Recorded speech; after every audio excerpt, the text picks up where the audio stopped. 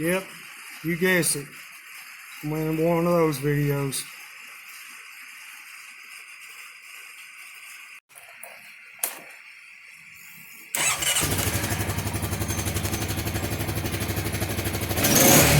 Two, three.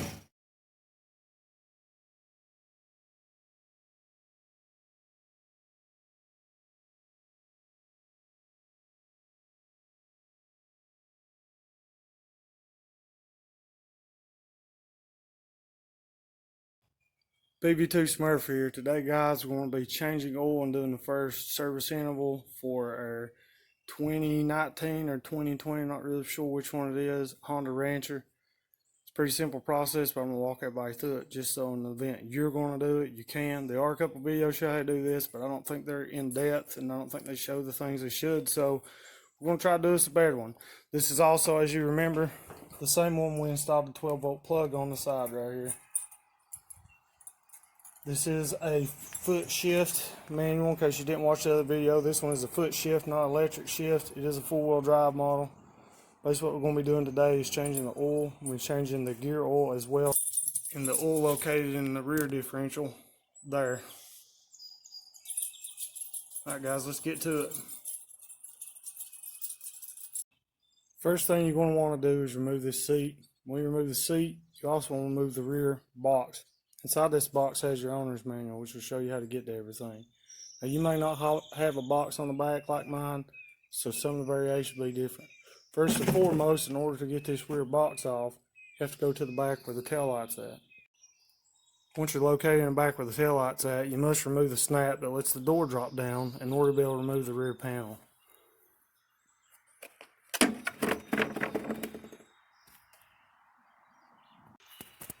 After doing so, to remove the seat, it's a latch located right behind here. This latch, pull up on it, the seat will slide from front to rear and then the seat will come out. Here's a better view of the latch. They're actually pinching together, so if you're looking at the back of the seat this way to get it loose. After the seat is loose and removed out of the way safely, and you're not going to scratch it because we don't want to scratch things, all you have to do is take this piece right here and you slide on it. Slide it up and out. Now this piece is only held in here by two connector points. It slides underneath, one there and one right here. Basically, once you slide that forward, it will release that. And you pull this entire cover, finagle it out. I don't know how to spell that, but finagle it. Flip this cover here over. Your owner's manual will be located right here. I've already removed mine. It also is held in there inside a bag, as well as some rider tips and a strap to keep the book and stuff in place. The bag will help keep it dry in the event you go through deep water. You're going to need this book. Yours should be under the seat. If not, I'll give you the best details mine has. In the event you bought yours used, it doesn't have one. Show you how we did mine.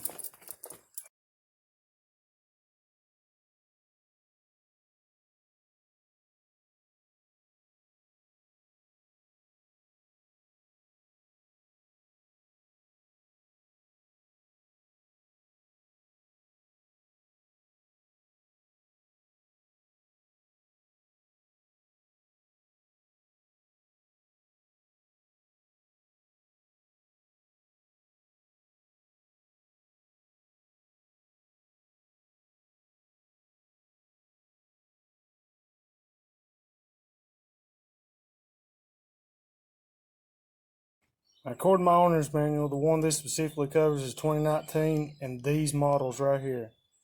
Though yours may be similar, there may be some differences, but overall this will give you a good idea to do this project. Most important thing about having this book specifically for your model will tell you verbatim inside of it how much oil you need and how everything goes together. All this information can be used inside this book.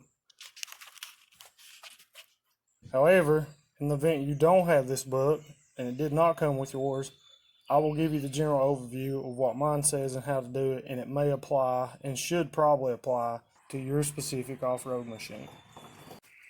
Alright, tools you're going to need for this specific job is required oil, however many quarts you need, oil filter, gear oil, which is required that you need. Need a 12, we'll start from smallest to biggest. Need an 8 millimeter, a 10 millimeter, a 12 millimeter, 17 millimeter. Extensions help do the job.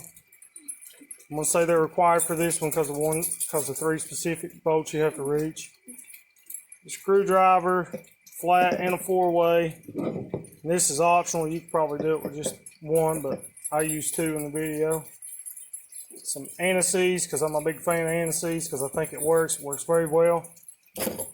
This is just soapy water to clean the area. And a crescent wrench. These are the tools you're going to need in order to complete this job the exact way I completed it.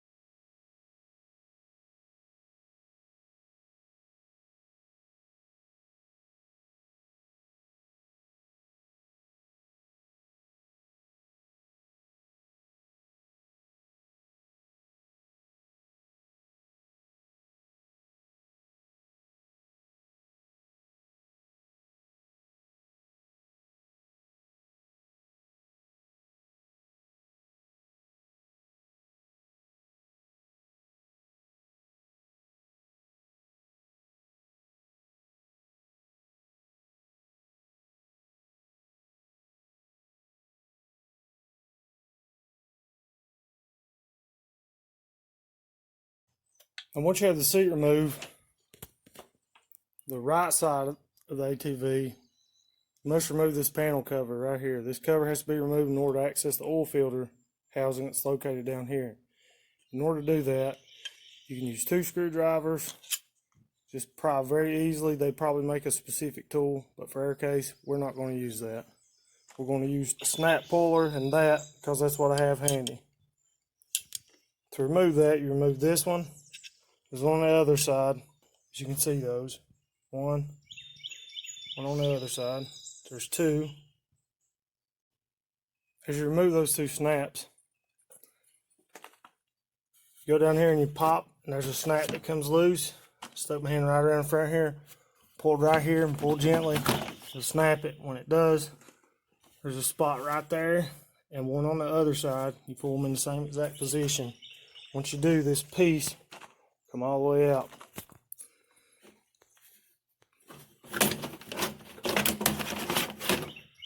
The only thing you have to watch for, if you don't want to take it all the way out, you don't have to. As you can see, I barely pulled it up.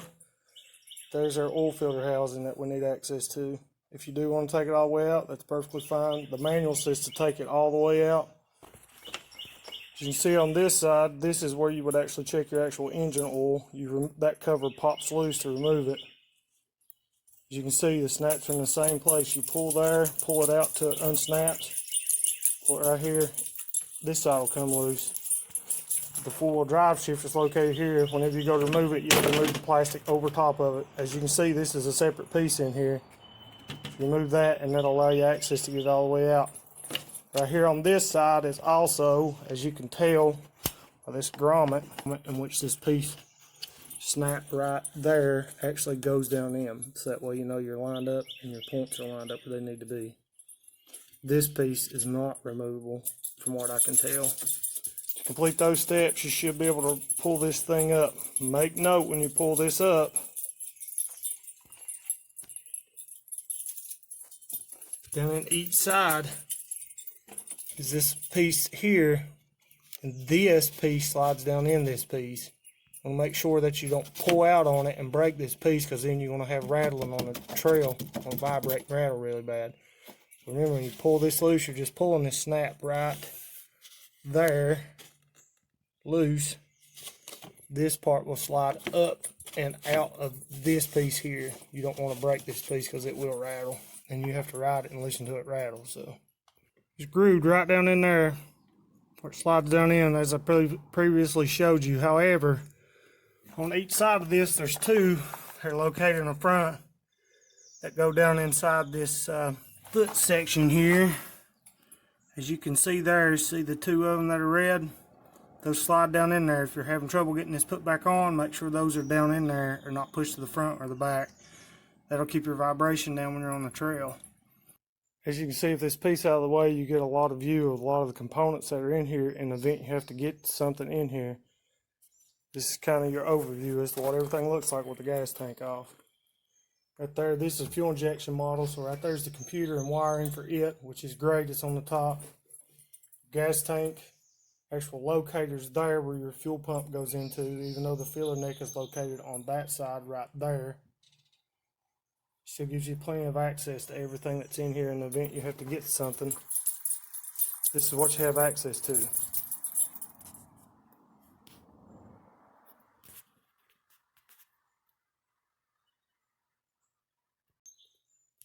Here's the view from the right side of things you have access to.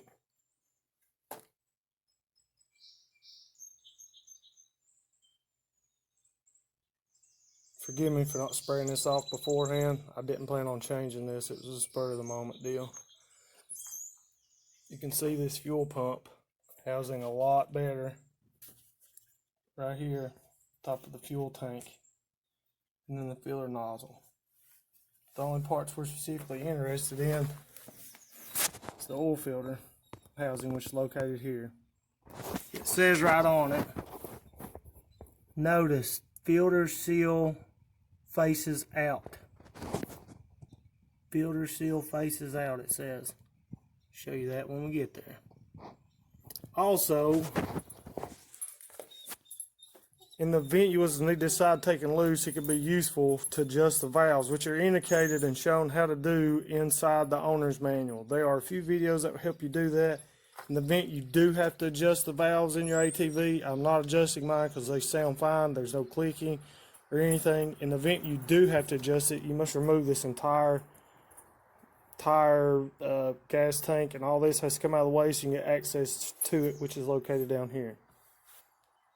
Now, in the event you are going to change this, highly recommend that you clean this off because you do not want these dirt and particles inside the main engine oil, especially anywhere inside the engine oil. So if you're like me, you don't have any brake cleaner, you don't want to, I would not suggest spraying water around all the electrical connections that are now exposed. You can cover them up and spray them if you like. I'm not going to. What I'm going to do is have soap and water. I'm going to spray this down. I'm going to clean it so it's relatively clean around the area I'm going to be working.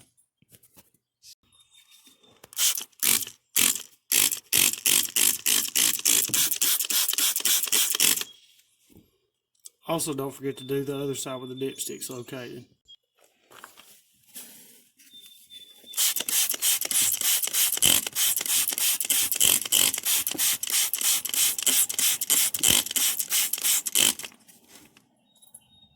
And then clean it off. Or the right side of the ATV. As you get under, you know, you'll notice there's holes in the bottom of this plate. There's only one hole in here that we're concerned with. This one has no bolt on the other side of it. This one does have a bolt under the inside of it. This is where you drain your oil. As you note, there are no other holes, plugs, or any other thing underneath here. So there's two holes. One hole here. There's one hole right there. There's one closer to the left side of the vehicle. That'll be our drain plug.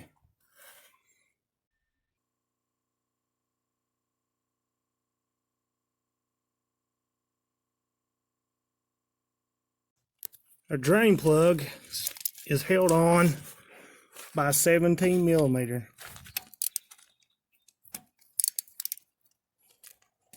Wrench on here, do not use an impact. Get it loose and then drain it out. Make sure when you pull the drain plug off that it comes with the crush washer. You can see it located here. Honda recommends changing this every single time. Do a thorough inspection. I usually change mine every maybe 2 to 3 times to actually change the oil. Let all the oil drain out of the unit. Make sure you remove the key or disconnect the battery so you don't have any issue with accidentally starting. If it tries to start with no oil, it's toast.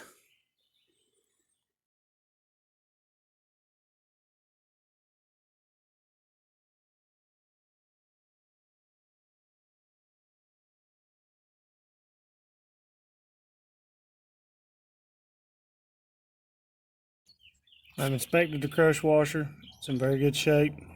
No nicks, no scratches. So I will be reusing it. Place this up in its position. Screw this in.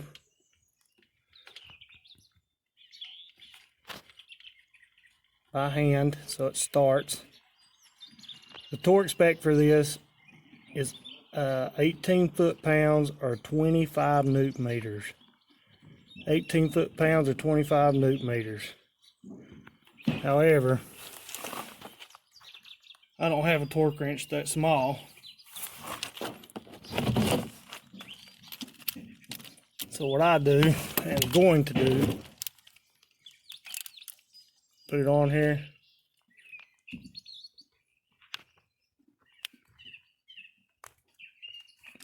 Call it good. Now, the biggest problem with removing this oil filter is that it makes a mess. Now, if you don't mind for it running on there, as you can tell, it really wouldn't, I suppose, matter. To me, it does. I do not want this running down the side of this. So what I want to do, you pull your drain pan out, get you a funnel. A longer one is preferred, but you could use a shorter one, or you could cut a water bottle up, use the end of it, stick this under this just enough. If we stick that under that, we have this set up.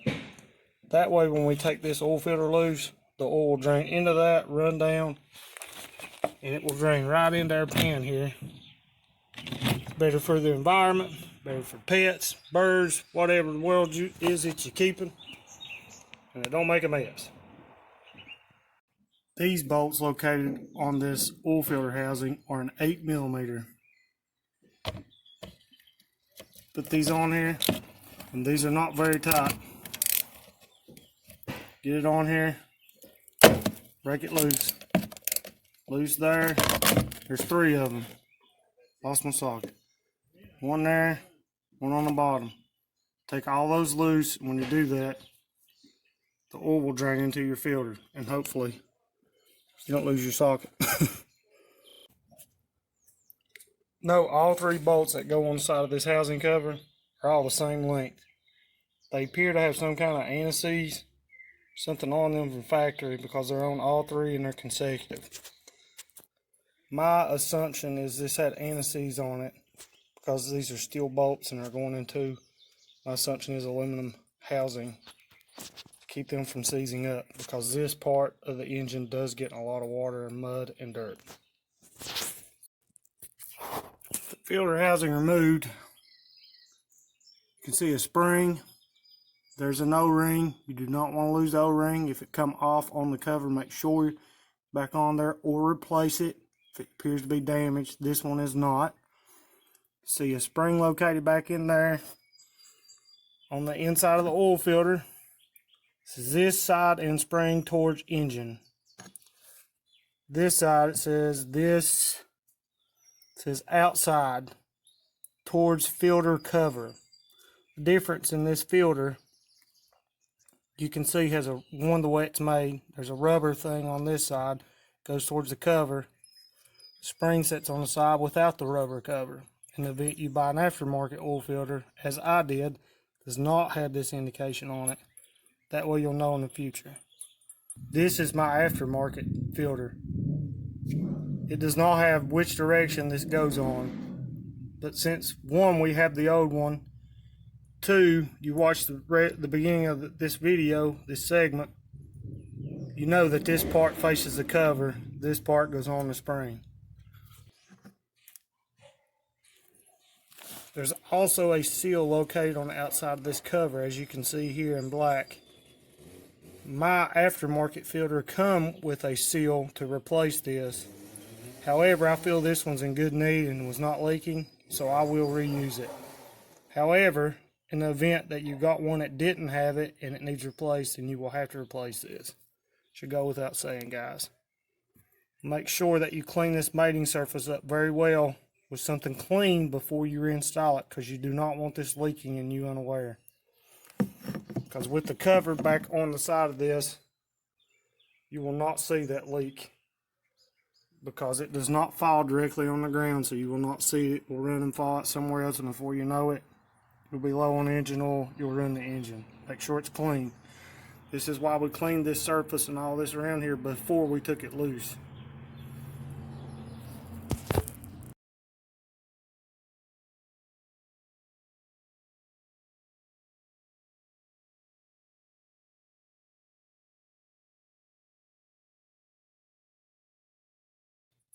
These outer cover bolts are torqued to 7 foot-pounds or 10 Newton meters. Like I said, these are not very tight, guys.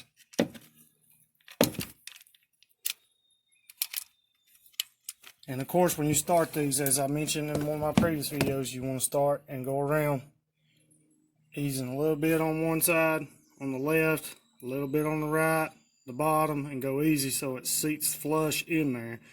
That'll keep you from damaging the seal that's inside the actual housing cover itself. 7 foot-pounds, 10 Newton meters. So does it matter what kind of engine oil I use? Yes. In this owner's manual, it says it suggests you use Honda GN 4-stroke oil or something equivalent. It specifically tells you don't use anything that has that on it, and use something that has that on it. Do not use non-detergent vegetable or castor-based racing oils. Those are mostly found in cars, to my knowledge. So, JASOT 903 standard. It says MA. Next page, it tells you, depending on where you live and the temperature, what kind of oil you may want to use. This explains what the JOSOT 903 standard is. It must have a MA in that. When I picked up the oil I had, if you're already reading this,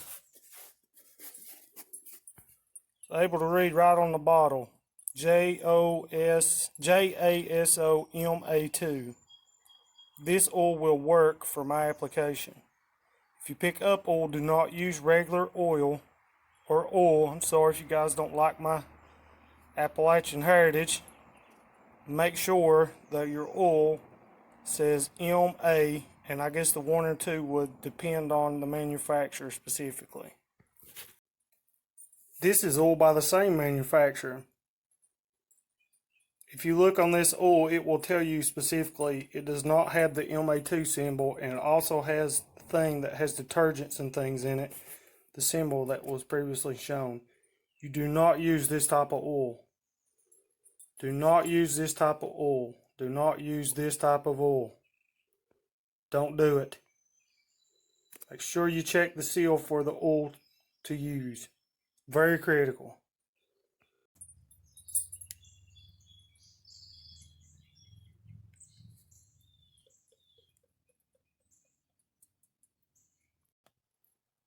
Now, after you get your oil filled up, start the machine, let it run for about a minute or 2. Be careful to check for indications on this light. There'll be a light that'll show up that'll let you know that your oil pressure is low. That means you have a leak. If you start it up, you let it run 2-3 minutes. Unscrew your dipstick, pull it out, wipe it off, stick it down in there. You don't have to twist it all the way in, just stick it down in there, and then pull it out and check it. Make sure it's good. Also, while the vehicle's running, go around and make sure that the drain bolt and the cover on the other side are not leaking. Ready to move on to the final step, which is, final step is resetting the service light. See, the light is indicated as being on here. We need to reset that. Reset this. Let's press and hold this. Turn the key on. Thing will flash twice. Let go of it. Now your light's off. When you cycle through, trip meter says second service at 600 more miles or 100 hours. As you ride, these hours will go down as it started. Your service thing will go down as well. Turn it off and back on. You'll see it is reset. One of the worst things that I've encountered putting this on is the front snap piece that goes in behind here. It's kind of hard and difficult to line up, but as long as you line up the top snap that goes here and then work your way in, which you can reach it, some of it from the front here in and around behind this fender well to line up that snap. Once you do that though, it should snap in place. Just a little finicky, but it will do it. So be patient, take your time. There's one located right down there that you'll need a body snap. This goes on. It's located right there where my finger's at, and it runs down a little plastic piece. Now, fortunate for you, that one's not as difficult because you can reach your hand. Where mine is a foot shift. Back up in behind it and get your finger to it. And you hold that, snap it together. And you know it's snapped together properly because it's not bouncing and wiggling. That's how you know it's together correctly. If it's wobbling and this and that, address the issue now. Don't force these snaps in. If you do, you'll break them. It'll rattle forever. You'll have to replace the plastic. Also make note, the same one's located on this side. You can be reached by sticking your hand up through the brake lever right here and lining it up and snapping it. Once you get that in there, these pieces, like I said, a little shake. Don't forget our 2 body fasteners that we removed. Them back in there. Put your book back inside your rear thing there. Make sure your bag is zip closed to keep water and contaminants out of it. Apply the seat back on. This piece here lines up with this piece. That piece and this piece will line up underneath this seat. The metal pieces go on these 2 pieces. And your seat should go from back, front, and it'll snap right in place.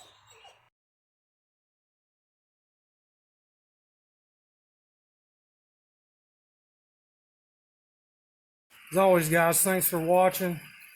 Remember, your rig, your call.